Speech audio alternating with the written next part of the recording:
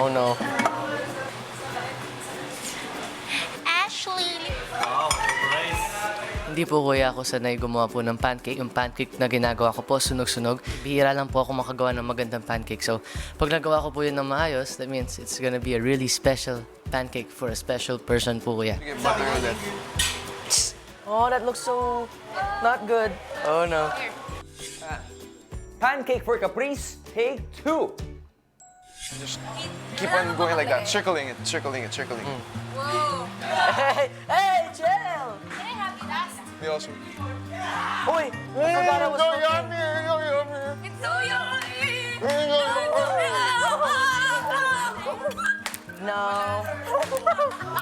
Hindi ko po talaga alam bakit po nasunog. I think naiwan ko po yung pancake too long on the pan.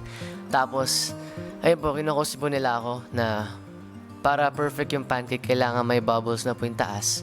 Pero nang ginawa ko po yun, sunog pa rin po kuya. So I think medyo mataas yung heat na nagawa ko. Heath, huling pancake mix na yan. Ayusin mo naman. Kaya mo yan, dalawang... Ay, spread it. Spread that boy before it cooks. Oh, Look, more, more. Here. Oh, it's cooked. Oh my gosh. Ouch! Yeah! Oh, I did. That does not look like a pancake, bro. Medyo sunog po, kuya. Yung pancake ko hindi perfect circle. So, I just tried my best na lang po to make the best pancake I can. Si Heath may pasimpleng tingin. Ilang saglit pa, si Heath nag-plating na. Okay. Don't judge a book by its cover. Medyo sunog.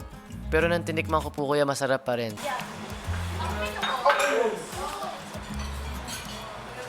Is that tough? Good luck, Heath! Ito na ang update sa nagaganap na botohan as of 5 p.m.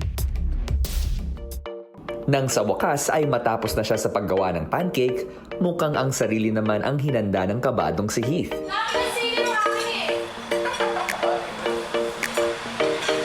Hinintay ko po muna silang lahat na makaupo po sa dining table para ready na rin po siyang kumain. Let's go! Hi, Caprice. So, I made a pancake and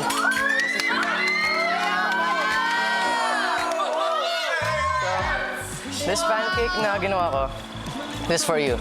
Kasi napansin ko, nung nagda-dance show lang tayo, parang hindi ka masaya. So, I made a pancake just for you. And I hope you enjoy it. Merry Christmas.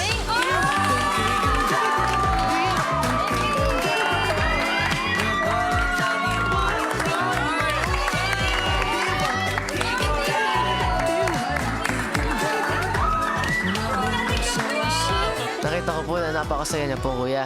Sabi po nila, Lee, namumula daw po yung...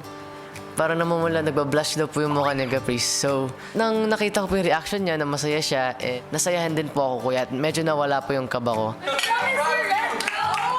thank you! Welcome. Natuwa po ako, tsaka nagulat po ako na para sa akin po pala. Tapos may letter C pa. Very sweet.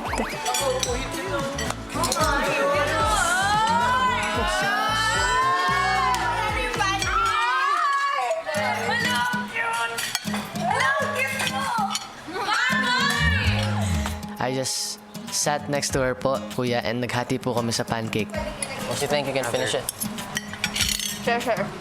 Alright, we can share. Sure. Napakasaya ko po, kuya, kasi nakita ko po na nag-enjoy po siya sa pancakes. Tiran niya si Caprice. Go lang. Sige, cut natin. Ikaw na mag-iwa ko, pre. Thank you, Heath. Sorry, medyo sunog. Go lang. Nagustuhan niya po. That really warmed my heart po, kuya. It really means a lot kasi cooking or baking is something I'm not really good at. Hindi ako papayag na mauubos. Grabe, gusto mo pancake. Yes, sir. Masama ang tingin sa pancake. Sarap. One more? Go lang. Sarap. Sweet tooth po ko, kuya. Kaya sobrang sayo ko po dun sa pancake, kuya. Tapos po may chocolate chip. Where the syrup go?